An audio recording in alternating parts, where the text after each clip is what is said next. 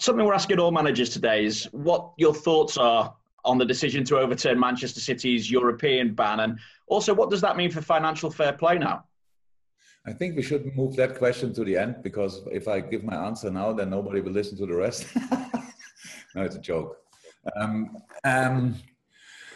Well, I don't even know if I can answer it. It's one of the big issues I have is obviously I think it's a serious subject. So and then I said it a couple of times before that not speaking in your native language is a problem, obviously.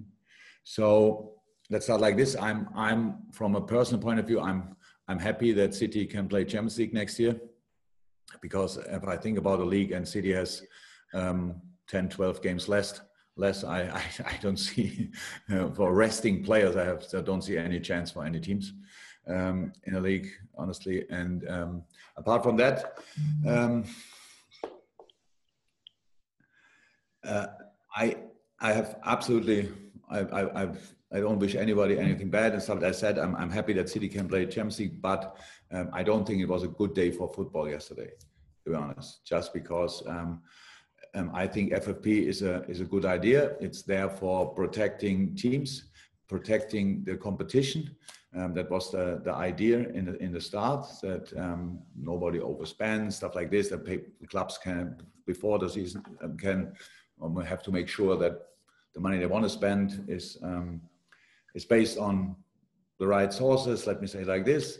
And I am on top of that. I come from Germany. I'm educated in a completely different system. The majority of my life, we have a different club. We have different club structures. That's a club, really club structure, and not owner-based system. So for me, we never, probably Germany, as long as they stick to that system, they never will have these kind of problems.